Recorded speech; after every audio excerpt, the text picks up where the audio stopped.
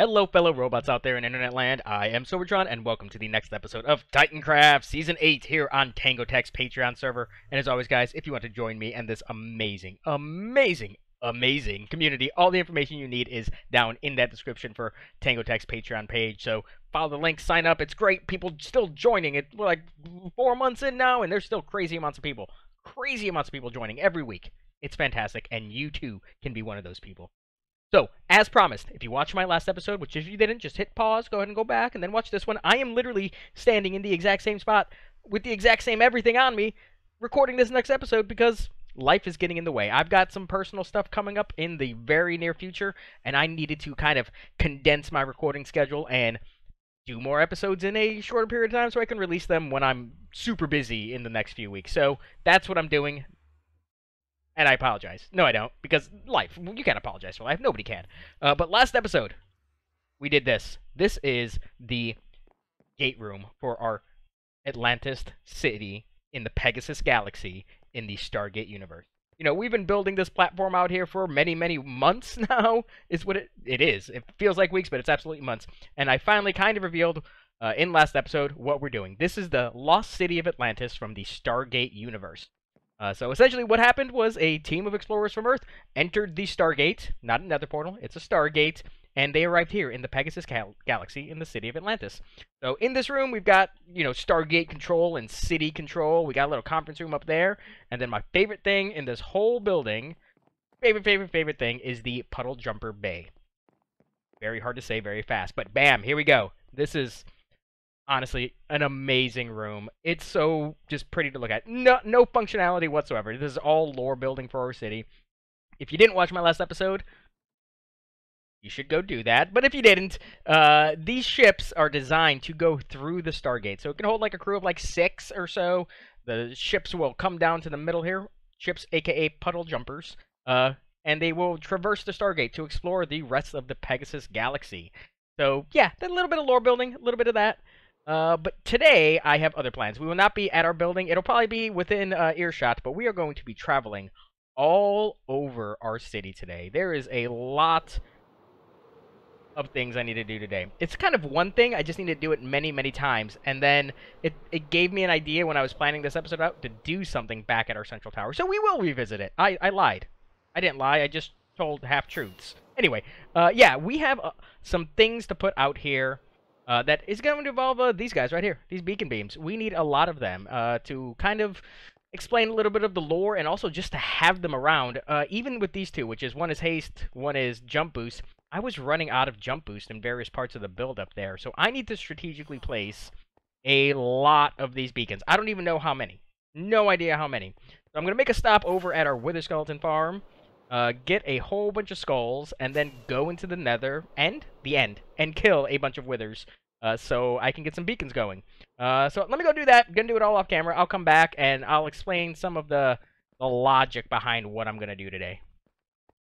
So it turns out that killing 64 withers when you have a ton of levels doesn't really net all that much experience. I think I gained like 2.5 levels throughout that entire thing. But I've done something else in between clips, and that is placing all of these little 2x2 dirt areas around at least the main platform of our base. And this is where I think I want to put these beacons. There are going to be 4 of them at each location. I know for sure that the 4 that are directly around the central tower, those are the locations it will go. That way I can access all the buffs while inside my tower. It's these other ones I'm not 100% sure at the present moment. I'm probably going to place these 4 down and then place other ones out and see how far the effect ranges. Now, I want as much of this central bit covered as possible, but like areas like these, not super concerned with because I'm not going to be really building anything there. Those are more like transition areas as we go out to the piers. But if my math is correct, I need 40 beacons just for this platform, and I've only got 64. And I'm going to at least put 8 beacons on each of those other piers, so I need more. I have more skulls, but I'm just letting you know how many beacons are going into this place. So I've got a metric ton of iron. I've got all that in my inventory. I've got all of this in this shulker box right here, and then I've got even more back at base, but I honestly don't know how much iron or beacon-based blocks I'm gonna need for this project. Ooh, mental note: replace a lightning rod. I need to probably put it up there somewhere. That would make a lot more sense. But it's kind of goes to show on Titancraft just when you have just metric tons of iron. I don't know if I've said this. We have a public iron farm on the server, and each player is allowed to take essentially a stack of blocks every single 24-hour period. So every day I can get a stack of blocks, and I have been pretty regular in my ability to get blocks of iron from this place. How much is that? That should only be 64. Yeah, so I think one more ring around should do it. Yeah, I've been pretty regular. I had that choker plus probably about another single chest worth of iron blocks at my disposal, which may be enough. I don't know. I can tell you right now, I have not been AFKing nearly as much as I should at our farmers to get crops and emeralds and things. So that's why I'm going with iron here. If I had the emeralds, I would use them, but lack of raid farm this season means I don't have some good emerald supplies for these beacon bases. So yeah, we're going to do this. I'm going to do all of these bases at least around this central platform for now, because that's primarily where I'm going to be working for the foreseeable future. I do have some other projects in the future for those other piers, but this is the place I really want to get things going. Did I make this too big? No, it's good. It's good. There we go. So we should be able to do bam, bam, bam, bam. Beacon? Hello? There we go. And I know on this central platform I want jump boost 100%. That's gonna happen right there. Bam. So that's gonna make my life a lot easier. Those were really loud. I definitely want haste still, because when I'm building and tearing things down around this place, it's gonna come in handy. So haste 2 up. And then the other one I'm thinking is definitely speed for when I'm walking around. Why is that now? Oh, it'd help if I put an iron ingot in there. That makes sense. So speed 2, cool. Now, this is the other one I'm trying to figure out what I want to do. I'm thinking I want strength, don't really need resistance, but I'm going to have phantoms coming out from everywhere when I'm on this place, because I build a lot and I don't tend to sleep. But I think strength 2, probably the best thing for me. So bam, there we go. Now, don't worry, these aren't going to stay like this, because I could have easily placed them under the platform. That would have made a lot more sense, but there's going to be something going around this thing. But first, I want to get all these other beacon platforms in, or beacon bases in, especially those 4, and then I'll slowly work my way out and modify the locations of these other ones to make sure I have maximum coverage of our central platform. So give me a little bit, and I'll come back, and we'll talk about making this beacon base look a little bit prettier. So our central platform now has many beacon bases. 10 of them in total? Yeah, 10. 10 total beacon bases with 4 beacons apiece, giving us a grand total of 40 beacons here. I didn't place any at the end of our piers, though, because I used a lot of iron for this. Like 34 stacks of iron blocks, I want to say, because each one is this nice 2x2 beacon base. So, yeah, that's a lot of iron I didn't want to waste. Not waste, but use anymore at the present moment. So we'll hit the other piers in the future. But I wanted to show the map, and I know I show the map quite often, but it's the best way to kind of give you an overall picture of what our base is looking like, because we can't load the whole thing. You can't even see the top of our tower right now, and that's just server settings to try to reduce lag. So this is the best way to see it. Now, I have one gripe about this whole thing. I would wish this base here and this base here was a little bit further, kind of here-ish. It would have kind of made it a nice like hexagon almost. But it doesn't make sense from a coverage standpoint. If I moved it, this beacon would be way too close to that one, and I would lose some coverage over here. Because right now, I'm only missing a little bit of coverage there, and then like right in this little corner, not corner, but edge, right there and there. But yeah, lots of beacons is what it boils down to. But we can't leave them like this. I think I said it in a previous clip. We're not just gonna have these things out here. These things are going to be covered by a nice structure, and we're just going to start to build now, while I pontificate for a little bit. So, within Stargate lore, specifically dealing with Atlantis, they had these kind of devices that would power the city. And within Atlantis, they had 3 of them. So 3 little kind of power-generating things. And when I say little, I mean like you can hold them in your hands. Think of... what's a good example to say, like, a size for it? I can't even really think of anything off the top of my head. But something weighing about the size of a cat. There we go. Cat. Cat power generation. Not really, but that's a good reference. So, somewhere around the, 10-pound mark. Uh, what is that, like 4.5 kilos for you non-American people?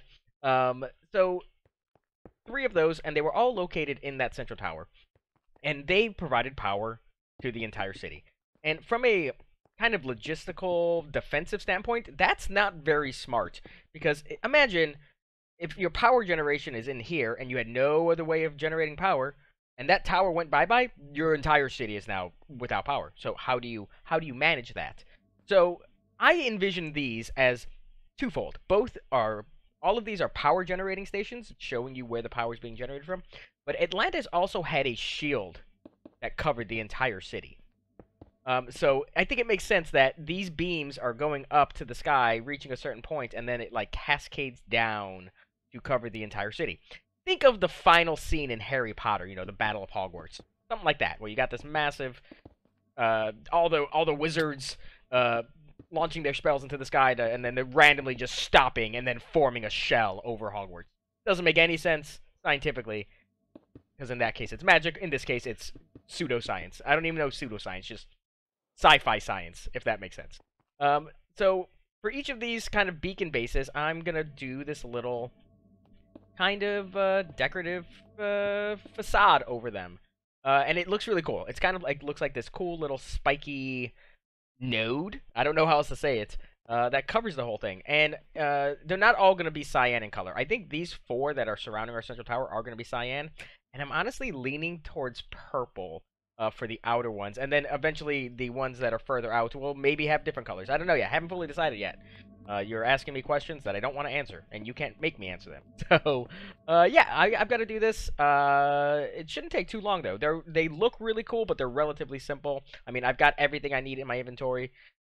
The random color concrete that I'm using, in this case cyan, the light gray and the gray, and then some glass, and then some white panes, and then some end rods, and that honestly, that's it. That's it. So, give me a little bit, and I'll get this done, show you the final product, and then we'll do the whole thing. And then, because we're finally generating power in our city, I've got a cool idea to just came to me a little bit ago, and it involves teleportation. That's it. I'll be right back. I gotta apologize to you guys. I meant to time-lapse building this first shield generator. That's what it's called now. But I forgot to. I forgot to hit the record button. So it's done. There it is. I love the way this looks. Cash and I designed this a while ago, and it just looks so cool. Just the way it's futuristic and sci-fi, and the grays and the cyan. I love it. I love this little tiny build. It's so great. There's one change I'm going to make. I realized it just beforehand. Is I don't like the fact that you can see the white of the beacon beam right there. I want that to all be cyan. I don't know why I didn't think about it before. But yeah, we're gonna do. Oop, nope, not that. That right there. Bam, bam. There we go. Now all of it should be a nice uniform cyan color. Yeah, there you go. Look at it. It's so cool. I love this. It does take more materials than you would think. I had 7 stacks of all those concretes in my inventory, and you can see I went through 4 complete stacks of light gray, and then like 3.5 stacks of both the regular gray and the cyan. And I still don't have a good way of generating concrete. I have literally just been right in this area here. I'll do massive pillars, I'll flood it, and then I'll break it down. It's annoying. It's super annoying, but I've got to build a blast chamber sometime soon, and by soon I mean like weeks from now, because I'm not going to get to it. I know I'm not.